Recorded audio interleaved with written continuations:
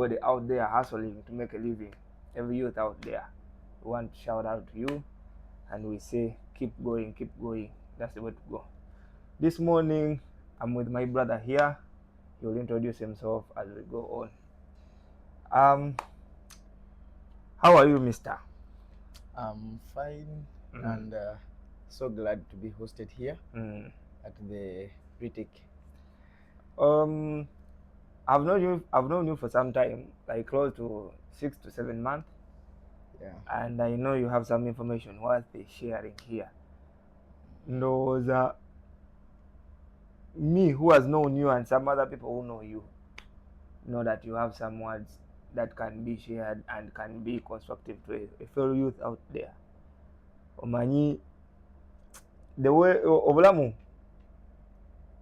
butulaga ebintu bingi nebagamba if you keep on moving from one place to another, you find people you can relate with in several ways, and I've related with him so well that I can call him a brother. Introduce yourself to our viewers.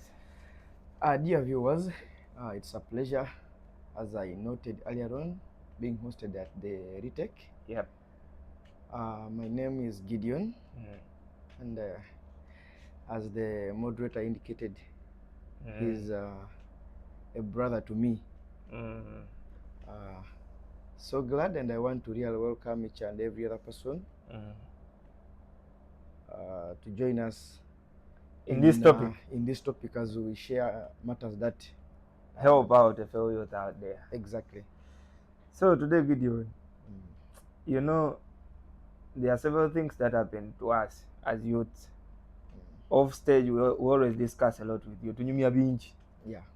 And that is one of the reasons as to why I said maybe Gideon can be here and tell us some one or two things.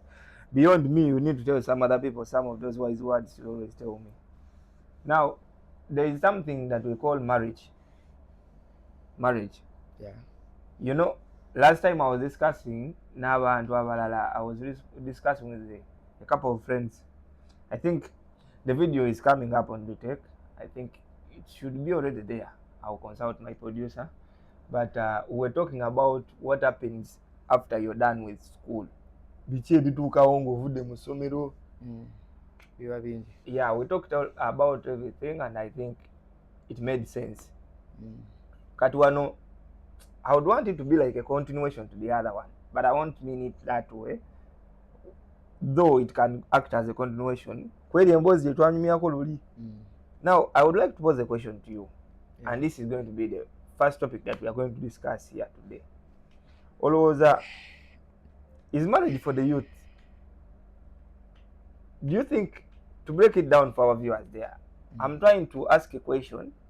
Ndowooza abamu batyogibuuza naye nze kunze making a sense kubanga ebintu abantu bye basanga mu bufumbo mu myaka gino egy'ekivubuka kindeetera obuuza kino ekibuuzo ate bantu bangi. Yesterday but one I was watching a certain TV show and they had hosted MCSco. MCSco, if you've watched the NTV Exposed, he replaced casts back then and I think he's still doing it. So he posed the question that I really took upon myself. Nengamba, no tuba tulina gikubaganyako ebirowoozo tulabe. Yeah. Is marriage really for the youth? Obufumbo olaba obufumbo bwa kivubuka bw'abavubuka omuntu alina ogenda mu bufumbo nga muvubuka. In your words. Yeah, mukulalana to begin with. Njagala buli omu asooka ategeere who is a youth. Okay. Buli omu asobola okukidefininga bubwe, but let's take it that let's say in terms of age, let's take 18 to 30, 35. Let's take 35. When you look at this age bracket, we assume someone is either getting done with education, or he has gotten or done with some of them, depending on which level. Yeah. So really, going direct to the question. Yeah. Obufumbo, let me say, is necessary for a youth. Obufumbo kiba kirungi a youth someone to get married in his youth. Gideon ku bizibu ku bizibu byendabye ng'abantu bafuna mu bufumbo, obufumbo especially the youth, useless quarrels. Omuntu n'agamba nze oyo namuleka lwakuba for some fake reason. Kati mukulala ni kino kankikubuulira okoze bulungi I think to host me under kyetaaga abavubuka abasinga kino bakitegeere. Ekisooka, obufumbo is not a bed of roses. Even if you marry the most beautiful girl gwe walootanga, omanye abavubuka batera okubeera ku kyalo ne bagamba nze wenfuna maze, wenfuna oyo mba maze, obulamu buba buwedde. But I want to assure you, exactly, over physical beauty, whatever reason you may give, Mr. Producer tukwatiremu ka AC, that will not be the reason to sustain a marriage. Okay? Obufumbo is not a bed of roses. It takes much more than what people see. Ekisooka, omuntu ateekwa okuba mugumiikiriza. Kubanga kumalako n'obufumbo. Exactly. Kubanga tunuulira a situation where okulidde mu kifo kirala ne gw'oyita mukyala wo or vice versa, naye akulidde walala. Okay? From different backgrounds. Different backgrounds, completely, totally. Temwina kibagatta ng'oggyeko bino bye mwegomba, olabye omuwala mulungi, or the girl has admired the boy, kitegeera. So tuyinza ogamba nti katugambe emyezi 6 egisooka, depending on how you've proceeded with your marriage. Either you've gone through the normal, that is a cultural marriage, kwanjula biki, then maybe you go to wedding in case you're Christians, or this concubining kind of form of marriage, like kaundo kakubye dinisa. Exactly. Kyonna kyemba mututte naye katwale nti emyezi 6 egisooka tujja gitwala nti giba gya honeymoon. Now usually after those 6 months we come to reality. Obuzibu butandikira okujja. Otandika okwagala okulaga kikyoli omusajja ayagala ate alage nti he's the man, he's the king of the house, the lion. Ekigambo kye tebakiwakanya. Bwekiri. Okay? N'omukyala naye ajja kuba nikyayagala okulaga. Okay? Nti ennyumba eno for example bwenjipanga bwe nti saagala ate okyuse nze omukiza alina okutereeza ennyumba. Okay? So that one takes a person who is patient, a person who is determined in mind. Okulaba nti obufumbo obukola kibutebenkera. And if not, that's the beginning of failure. A failure in a marriage. Usually batandikira awo, oluusi abamu tebaweza na mwaka. Kitegeera. Bayinza obutaweza na mwaka, ono omuwala atampa kitiibwa, omuwala naye n'omusajja simutegeera, ayina amateeka mangi. Okay? Offe tutategeera what is marriage. So it begins by someone okutegeera, take the first initiative okutegeera nti what you're going to si mukolo. There is sacrifice, there is relearning. You're going for a duel. Okay? Bye wayiga eri gye wava olina okuddamu obiyiga obutuuka olina muntu mupya. That means in marriage you have to be dynamic. Definitely. Like okay. You have to learn how to learn. Exactly. Ate okuyiga si kwa mwaka gumu, ekyo nakyo kintu kikulu. It's a continuous event. It's a continuous event. Mpozi okubategeeza abalaba show eno muyinza okubuuza lwaki njogera bino. I'm 5 years into this. So at least I speak out of experience. Okay?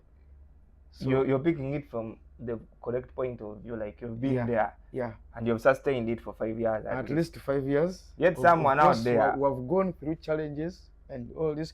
If you go to what is this? A counselor. A counselor will take you to a lot of books. Ataja now gamba marriage undergoes 5 stages. 5 good stages. Okay? Alinga kugamba nti you plant, water, it germinates, okoleki ajja kubalira stages 5 kati abasinga bagwira ku stage esooka. The preliminary stage. you're already out of the system. Yes. So for some reasons, I don't know why. Me, I choose to believe maybe we don't know what we get into when we are going for marriage, especially with the youth. Because osanga omuntu, for me, we interact with our guys. Even me myself, waliwo ebintu byenjagala mu bufumbo ng'ate realistically tebisobola beeramu. For starters out there, eno channel kati Gideon is the second married man appearing here.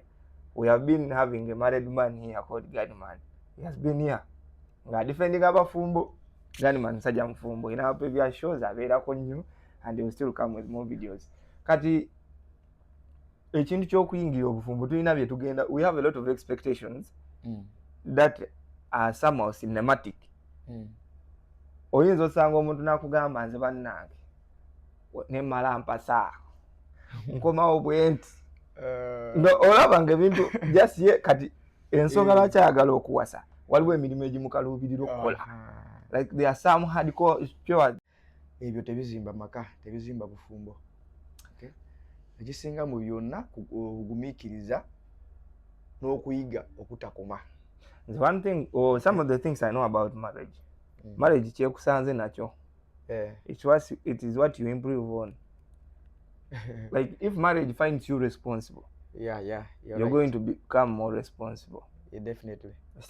Yeah. If marriage finds you nga you're such a thinker, ogenda kwongera kola ki kulowooza. Era ke kali ke bakugamba mbu omukazi asobola okuzimba.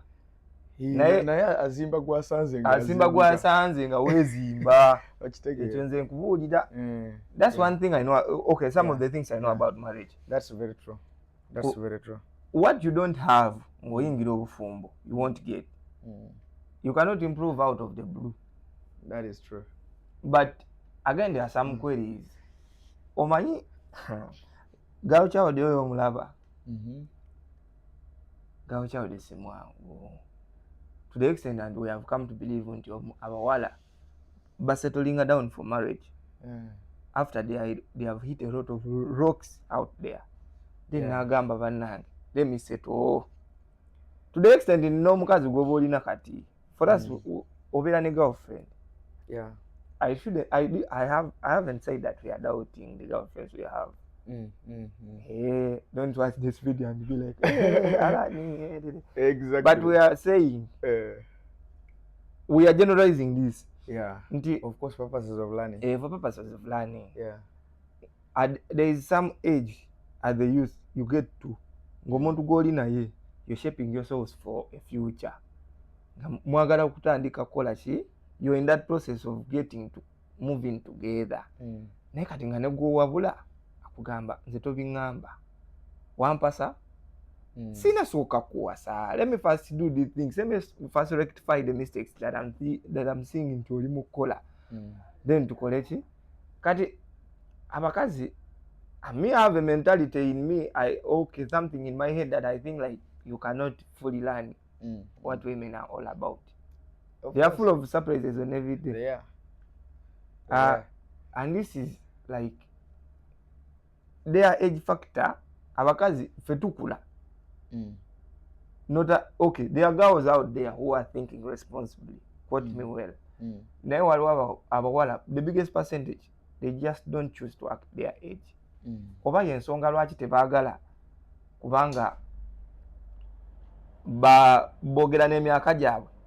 They fear that their age doesn't reflect, be judged against them. Yeah, doesn't reflect the way they behave. Osanga omuwala n'akugamba ekintu naye nga for you ideally you'd be like, now why is she saying this? Because I'm trying my level best. Wano wenzije ekintu okugamba nti maybe omuntu ng'oconsiderinze nekiri nti for them they want to first hit it all out there. Then they be like, man, let me settle. Awe ngambira nti oba olina surpassing some age ogamba nti kange nempase. Musajja yagambye gino emyaka gy'obuvubuka gino gya kukola. You work. You can have courtship but not marriage. Your take? Mukulu Aaron, ekintu kino kya marriage ng'oli muvubuka. Anyway, I can say it is a two-way traffic. But picking it from my own perspective, because I've already told you I have a family. Abawala compared to abalenzi, they are slow at taking things actually generally taking things as serious as they should be. There's some other man said, okay, women are very good at picking out the little ones and leave the biggest ones. No, okay, the ladies. Asokulonda akantu akatono nnyo weka. Ekinene ne kimulemo tegeera. Of course, katokulonda akatono is not the main thing. Because here we are talking about unkulabya okola ensobi. Kitegeera. Ndi kugambako this is not should be like olikunda gamutwe. Kati nze bwe nanyiga mugambe sokuddeyo wame weesotinge. Okuleki okomewo later. Obufumbo buba bufudde. What we are building is already broken. Kitegeera. And at this age, a mature girl, let's talk of a lady at around 35, okay, will not go into this mess, okay? Women never change. Omusajja, a lady of 35 is no longer praising herself for being young. Yeah. Age, okay? She has hit it all out yes, there. At that level, alabanga emyaka gimutwalaganya kati. Agenda ku fourth floor. Abuza yejo. Etaano joko kwamba fourth floor. Oyinza no ya probability. You may even hit menopause. Okay? Ya probability. Menopause actually enaku zinesembera buli kaseera. I don't know, it is generic. Yeah. So at 35 omukyala anaddamu omusajja. We may say out of 5 oyinza obutasanga oba oyinza osanga omu. Ngali mu kubogolera omusajja. Because they know, okay? This is how. Because they know this is a do or die. And as I indicated earlier on, marriage is all about being patient. So kuwulirize. Yeah. So kuwulirize. Ate otegere kye bagamba. Okay? So at that level you realize that ono omukyala gwe bali gamba, for instance, nze wange, nze musajja bano, I want by 7 supper should be ready. Okay? I'm giving an example. Okay, guys. I was like, yes, man, people are going to judge you. No, I'm giving us an example, for instance. The man he has his reasons, okay? He might say after dinner, we shall sit as a family and discuss ourselves. Oh, we watch a movie. Oh, we watch a movie. We pray. Yes, it can be prayed. And whatever reason the man may give, he's actually the man is the definer or the designer of the house. Yeah. Okay? The lady implements what the man has said. Okay? Omusajja ayinza ogamba wano tulya saawa bweziti after saawa ezo tuzaako kino. Katuuka omukyala kwagira nazimbira. Okay? N'agamba kale otunaba tulaba ka movie abaana bagendere bake kuba bazuuka nga bukyali balina ozuuka bagende kusomera, things like that. Oba abalala bagende boze. So a woman's suggestion is also vital. Definitely it is. Ate bana bagamba like baby, how you say is how we do. What you say is what we do. It's not right. That is pretense. It is pretense. Abata kisimye muli. That is pretense, yeah. Ate ero yakugamba ng'otyo mugende mpola. Dayo ochecking steps zo. Oyinza okuba watomera. Nato namteli yuri yali. Oyinza okuba watomera. Odangayo no checking steps zo. Zebade manyo, that's the perfect one. No. You cannot be with a partner whom you just pull. In fact, she will even break you.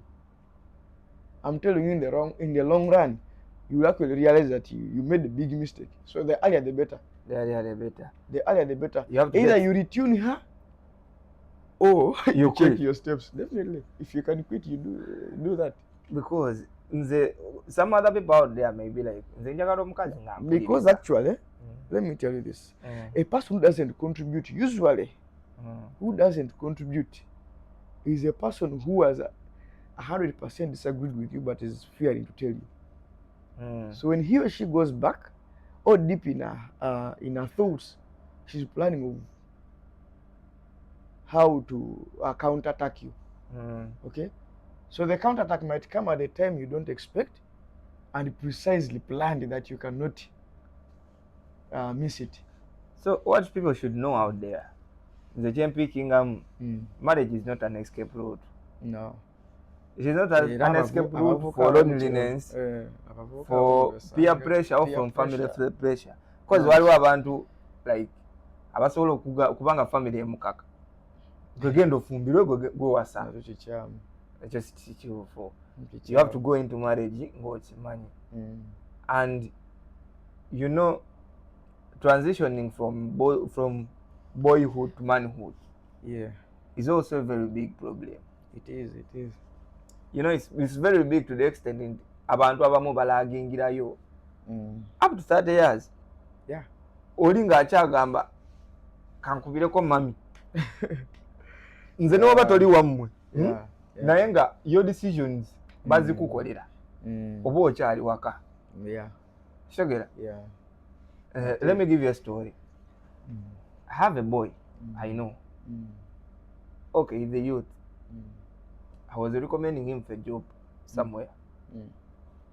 He was going to work for the money is not like prescribed like you're going to get this amount lunaku oba buli lunaku sente bweziti naye nedda it depends on your output. Okay.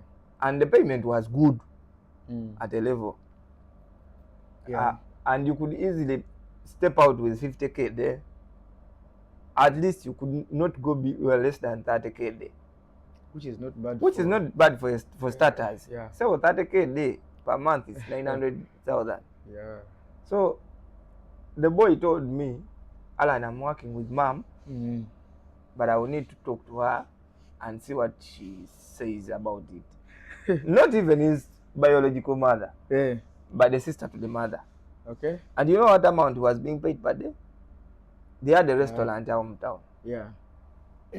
And he was okuvuga emmere, driving food. Naye nga he was being paid over mutwalo per day. Naye nga he wants to first of all consult the mother before leaving. Which was not bad. Which wasn't bad, yeah. Naye engeri yakyogera muli. And after effect, I asked him, did you talk to your mom? He was like, I have not yet spoken to her. You know, I need to handle her somewhere. What? I was like, I'm dealing with the wrong guy. How can you have second thoughts?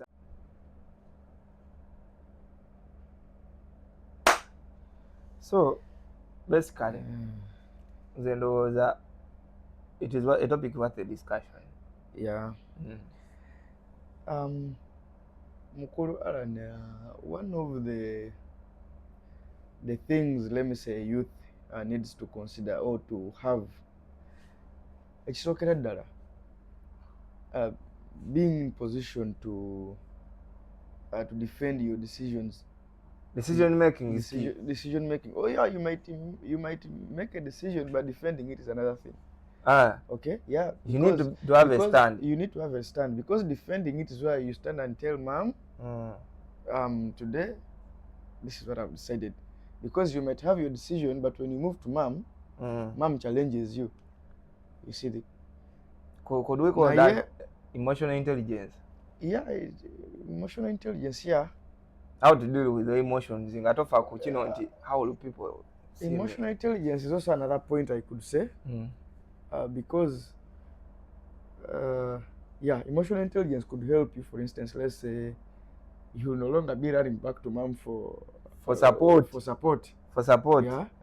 Yeah, tugambe waliwo gye wakoze ka business nekakuyiwa tugenda kuddayo ng'odduka. You have to fight on as a man. Odduka wa maama akugumye alabe gwana kugatako oyitewo. Okay.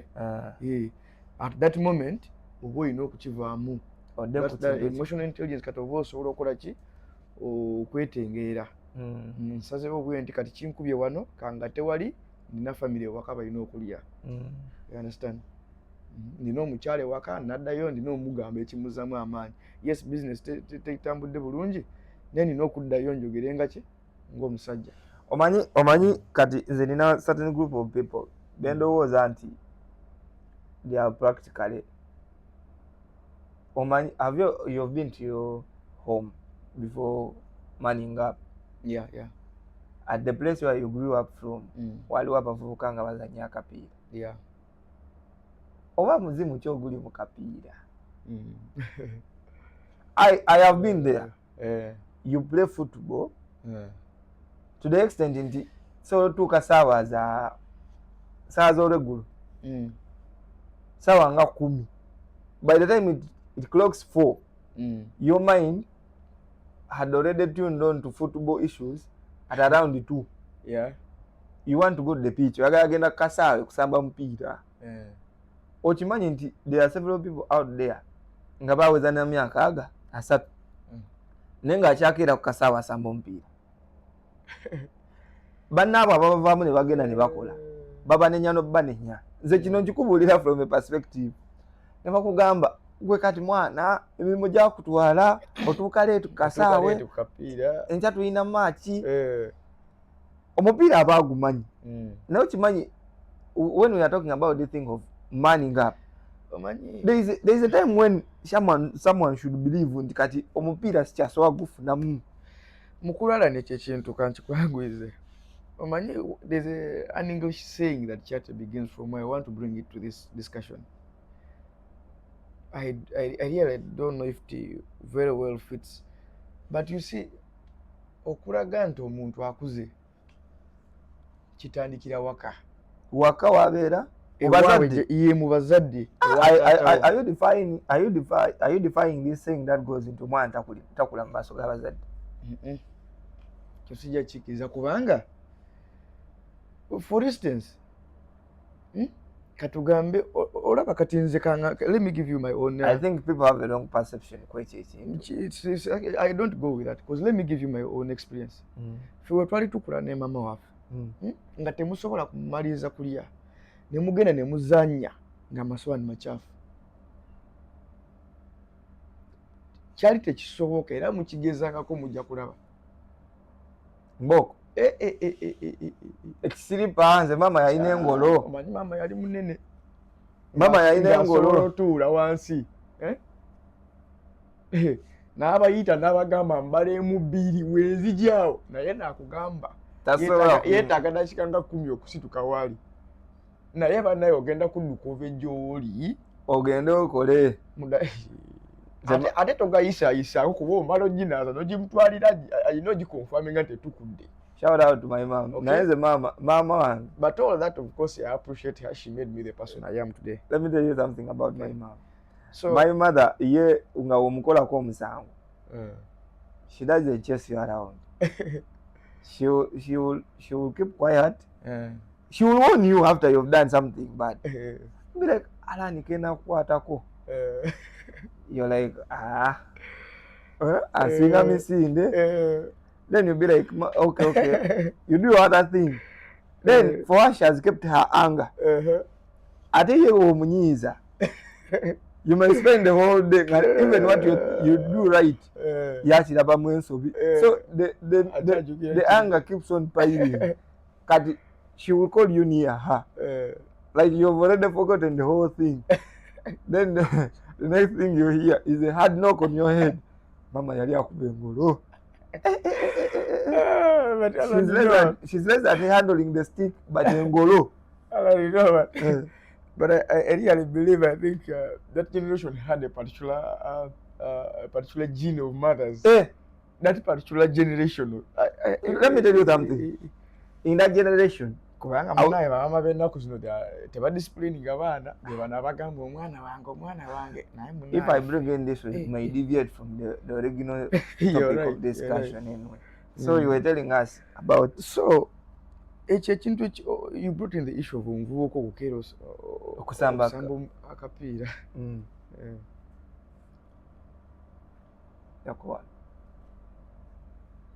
Okay. Okusamba akapiira ebyo ebintu omuvubuka akulidde waka nga amanyi nti there is playing football but there is something that comes before football. Kwe kubaako kyokoze. Okay? Okereko onyirizeko ewaka, maybe go fetch water, help people with some work at home. Obeeko byokola. Okay? Then you go for your own business. If it is football, go for football. Okay? Oyo omuvubuka togenda musanga mu baana abakera mu kisaawe. Okay? Aba akuze nga amanyi nti waliwo obuvunaanyizibwa obulala. Okukera mu kisaawe si kibi. Naye it has to have a limit. Exactly. Oyina emyaka gy'olina okukomako n'okkiriza nti kati mupiira I'm driving it now to a youth who has married. Kati okeere gye bali eyo mu byalo nga mufumbo naye ng'agenda ku kisaawe tugende mu maaso kina buzibu naawe kati okeere mu butuufu you've just married tolina kyokozeeko ewaka tonanategeera munno ali mu mbeera ki tonaba nakuresolvinga ku bintu byawakaawo okedde for instance gy'omuwazi mwinawo 1 jerrycan of water you have 3 empty jerrycans okeera agenda samba mupiira nga you're married because the woman is not there. Si bano obwedda bwogamba mbu nze neemala mpasa nze neemala mpasa sikola ku mulimu. By the way omukyala si kalogoyi bamuvubuka bannange as a matter of fact wetuba tugenze mu nsomesa entuufu okay wetuba tugenze mu nsomesa entuufu okusinziira ku Katonda bwe yatondamu omusajja yalina okola emirimu egyewaka sinagamba egyewaka nedda sebo wuliriza nedda kyova ngambye wemba ngenze mu God's purpose of creation a woman was created as a companion kuyambako kuki. Let me rectify this. My fellow youth out there nga tonafunamu ku ssente nga tonafunamu ku ssente nti wazimba olina ne maid omanyi waliwo n'aboolugezigezi you in a 2-bedroom house or 2-room house kisenge eddiiro olina maid nga tonafunamu ku ssente nga osobola okufuna abagundi abaddobi because ku bitundu gye tubeera there even those women who randomly move around washing for each and every person n'omuwayo kasente omukyala gw'olina she must cook for you, she must wash for you. Don't belittle yourself to that magnitude. You do, if you're to help, take it in that very essence of helping. No, don't push yourself into that box of kukola mirimu waka bajja kuseka. I didn't mean I didn't mean that oinokola emirimu egyo. Let's talk of the feminine kind of work. No, no siri gamba nti omusajja yalina obikola omukyala amuyambeko nkyova nakirese nti if I were to go to the creation story, okay? However, in real life omukyala alina okola byakola naawe omusajja baako w'omukwatira. That brings me to this point. Obeeko w'omukwatira. Oh, Gideon, what's your take on something like a woman is earning better than me? Should she be in position to provide for some time? Or it is like a woman thing, because this garage is it? That usually comes in. It depends on how you've set up your family agreement. Should there be agreements? It's not a must. It's not a must. Actually, I would not advise a man to go for that a woman should provide for some time because she's earning much. She can provide, yes, but out of her own will. Yeah, out of her own will. But seriously, it should be that you have agreed, so that it should not bring in a situation where the woman steps on your feet. Oversteps on your feet because she's providing. She should be able to listen to you because she agreed. Okay, so what tosobola kwefuga mu sente z'ofunye leero, tomorrow may be hard for you. It may not be the same. It will definitely not be the same. Okay, so it's really advisable nti kofunye leero soka kakozese bulungi, you cater for tomorrow, so that when tomorrow is catered for and it comes with a double portion, you can be able to comfortably improve or upgrade. It's better you upgrade at the right time than rushing or upgrading akupa waliwo kofunye leero nobaako kyewegatako. Take an example where you've rushed to buy home theaters in your house. You have sofa sets. Let's say fancy sofa sets. I don't know what to begin with the price depending on what you can choose. Okay, but when you're just a laborer, Okay, your pay is not guaranteed. You don't have a contract that can guarantee you tomorrow. Not even a fallback plan. Okay, you don't have any fallback, but you have someone's daughter in your house.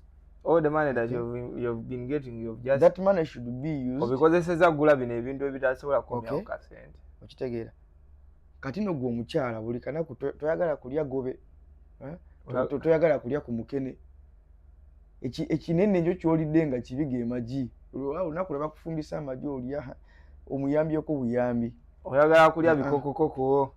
That should not be the case. Ate n'okufumba no tebaagala. Agala obigule bali ku street. I think you can see that. Kitegeera. So the thing should be nti both of you should come together. Mutegere nti kemufunye leero kakubayamba enkya. N'enkya luba lunaku. Okay? Ate usually bagamba a bad start makes a good ending. Of course, we may not know how you may end, but at least we can assume that your journey towards the end will be good. No, there is no failure mugundi. Tewabera failure mu kwefiiriza. Of course. I don't believe there is failure mu kwewaayo. Determination. When you're determined, sometimes it is very rare for you to fail unless you miss out somewhere somehow. But it is always like you're going to move towards your goal so long as you're determined to achieve it. Yeah. Because that's one of the things that can enable you to achieve success anyway. So like we want to wind up this, but like there are a few things byosobola tugamba, like in summary, omuvubuka agenda okuwasa. Now you've matured, you've manned up, you're now going to marriage. Back to our first topic. Like, olina okubanga weeyisa otya. I know communication is there. You should be a good communicator. Yeah, of course. Yeah. You should be sensitive to your emotions, emotions of your partner when you're communicating. Yeah, you should know the person actually you're talking to. You know, sometimes waliyo abantu who talk everything. Buli kyalabye n'okyogera oyinza okuba oyogera n'omuntu anyiga mangu. Okay?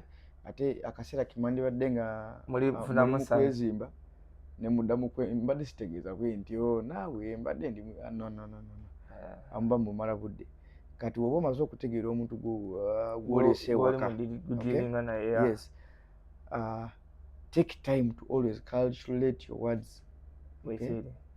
Tegeera engeri gy'obijjamu obireeta otya kireete ng'akitegeererawo. Okay, exactly engeri gy'oba okola ki gy'okimininga ky'okyagala. Pose ekirala ndowooza further adding on, ndowooza olina n'okwebuuzamuko ekibuuzo, can I communicate, am I responsible enough, can I handle emotional distress, something like that, like to make sure that you're going to make a good man for your woman. You know, there is chasing a right partner and you forget whether you would be a good partner for someone. Waliwo nno n'akabuuzo akatera okujja. Oli n'abuuza nti, do you really think like if your future partner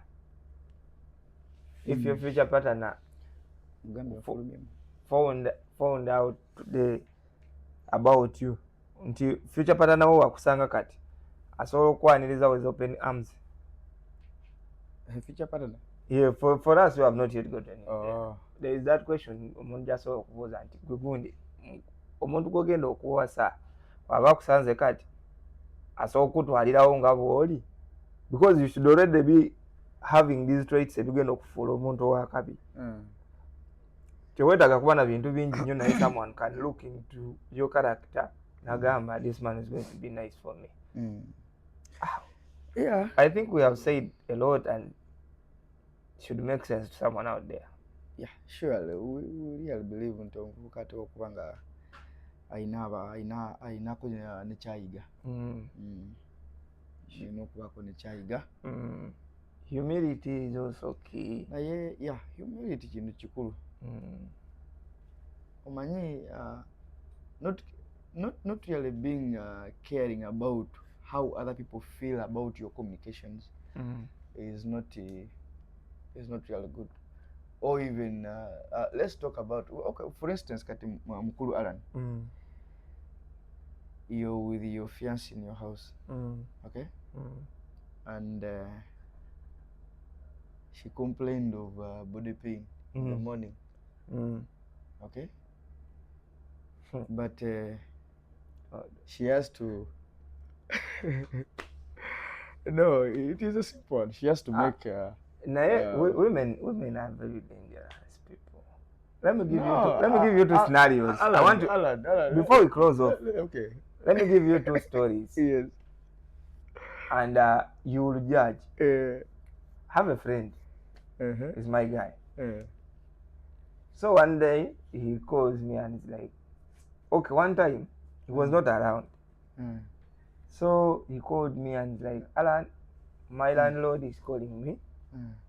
They want to fix something up in the ceiling, I think, and there was an electrician there. But the ceiling inlet is in my room. Okay, it's in my house. So I want you to go and open for him, and then do what? Allow them in. You can be there if you wish. Now I also told him, man, I'm not around, but let me send someone. So he was like, okay, I'm just giving you a preamble of what happened. Yeah. So for otherwise we failed on that, and he got someone to go there. So when he went there, they dealt with those stuff and what. So after some time, his girlfriend had left clothes in there, but she had traveled somewhere, and she was yet to be back. So when the girlfriend came back, she went to the house. On checking her clothes, like 3 dresses were missing. Okay. Then this guy was telling me, like, Alan, do you know those guys, when we gave them our key, the landlord was not careful enough. Now there are some things that are missing in my house. What? You also, I told you to go there and be there for me. Now if you're there, the things would not have gotten lost. What? And I'm like, man, if shit happened, shit happened. But try asking your landlord or what. And he was like, I will not ask him. It's like shaming him, what.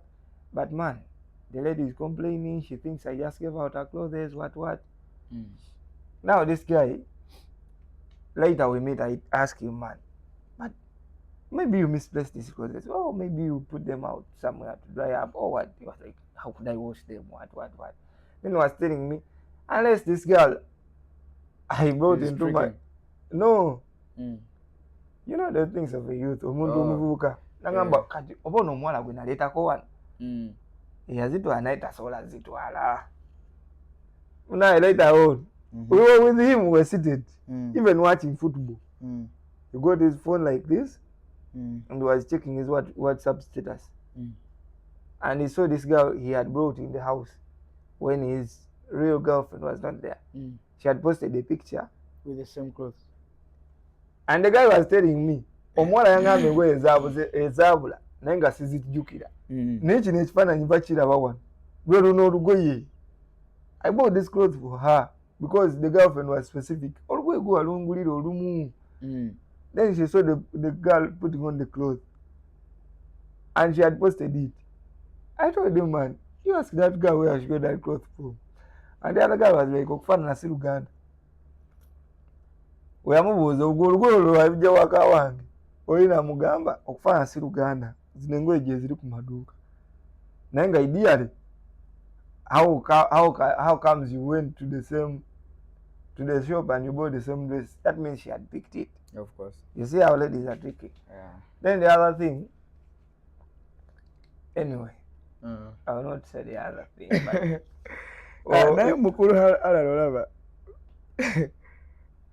I don't know why you feared my but it was just a simple one. I mean, you should be able to support your partner. That actually helps build your relationship or your family. Yeah, I think the second story now I can give it to you. Now you should be able to support. My human senses, I would go there again because considering that she was pregnant, away from that condition of pregnancy, sit down again. Apart, away from the pregnancy. I can't go back. You can't. I can't. You fool me once, I don't come back for another foolish event. I'm telling you the truth. Alan, But let me tell you. let me tell you this.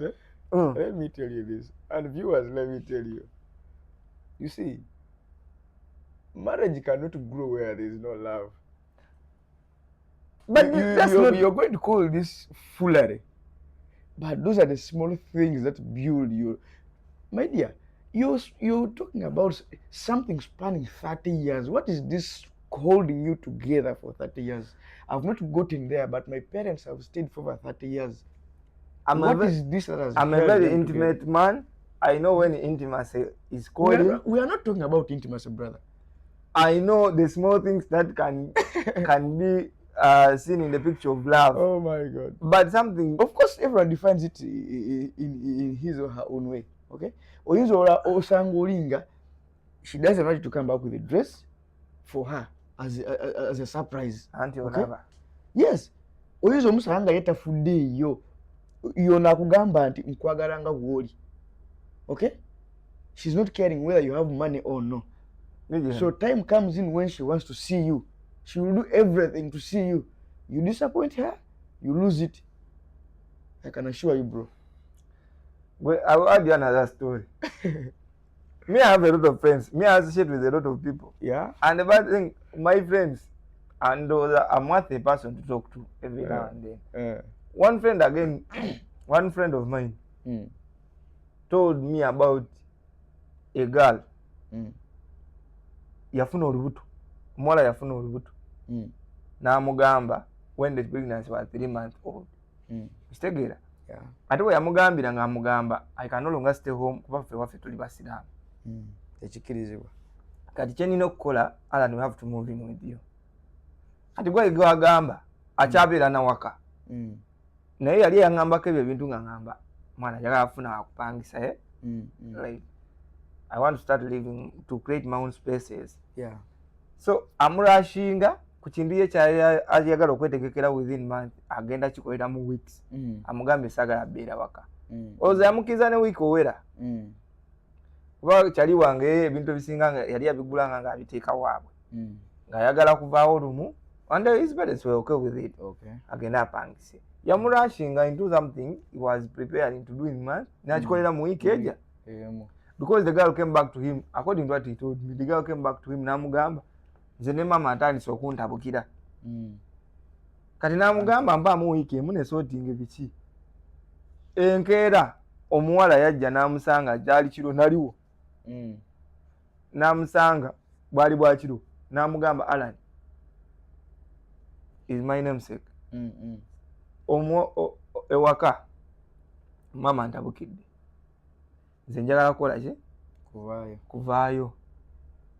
Oli namugamba naye nakugamba give me a week. Namugamba me have already packed up my things. Kitegeera. Whether send someone to go with me to bijeyo oba kiki. Kati twalinawo kyali waffe akamotoka. Rahim. Netina ngaavuga ka succeed. Tumugamba wagenda ogireyoko omusajja omukyala biki. Ne bagenda ne bamugyayo ekiro najja. Era mukyali wange yaŋŋamba oyo Rahimu yagenda omukima natugamba omwana amusanze ebintu abiteese wabweru wa kisakaati kya. N'abiteekamu najja nabyo. Ne bagenda ne bamuvinga in. Kitegeera. Kati omusajja wattu yali aguze ekitanda kye alina omufaliso alina bikyawo tanagula yadde n'entebe like. Kitegeera. N'amusasuza ennyumba a 2-bedroom house because the man wanted spaces. Ate kyali ayagala ye. Not a 2-bedroom house but a 2-room house. Yeah. Ne bateekamu obuntu obutonotono bwaliwo talina yadde sepiki talina yadde biki yadde. Kugamba kweyiya ayingiza katuna agala just ku transitioning okitegeera. Naye what made the guy surprised?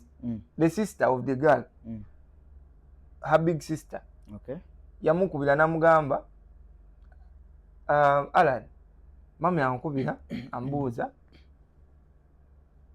oyo gwali naye namugamba munza mulina nti okusinzira mama we yatandise reactinga biki.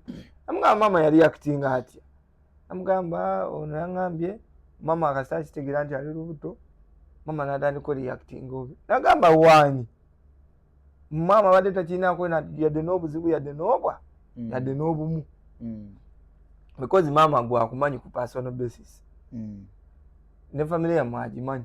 Mama era kasita yakitegeera yamutuuza n'amugamba kansuubire ba Alan kuba nze gwe mbadde mmanyi. Let it not turn out nga si ye ojja kuswala naye olubanga lwebo you guys temunaba nakwesotinga. Nagamba ebyo byali ebigambo bya mama. So you better be keeping yourself here just tambula nnyo to create scenes naye beera wano. Then when your man is ready you can go. Mama tanamugobako akuteeseko pressure ya bwereere. Now my guy comes to me. I was somewhere even watching my football. Guy was very annoyed. He comes to me quarreling. I was like, man, that's a woman for you. Yeah. Even telling you ola kikuzayo ne wali nti yamugamba olubuto nga luyiseyo emyezi 3. For she was prepared in her mind ayagala kujja wono. Even when she realized she was pregnant, teyamugambira what first cause of her fears nti yajja mugamba batulujjemu. Namugamba after 3 months. Even rushing up this whole thing n'okubiteeka mama agambe. She wanted to come to be with the man. You see how you're forced into a marriage.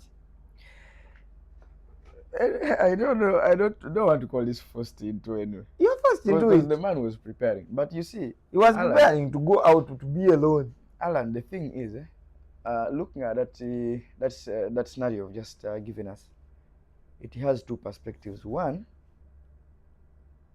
you have to discipline this person. Okay? You have to discipline her. Put her right. If you have anything, put it right. Let me know what you think. Okay? For instance, next time you want something, be bold, speak to me. Ongambe mbadde ndowooza twetaagayo kino mu nyumba yaffe. Okay? Sikukozesa bukodyo. Okay? But considering the other side, and she was already pregnant.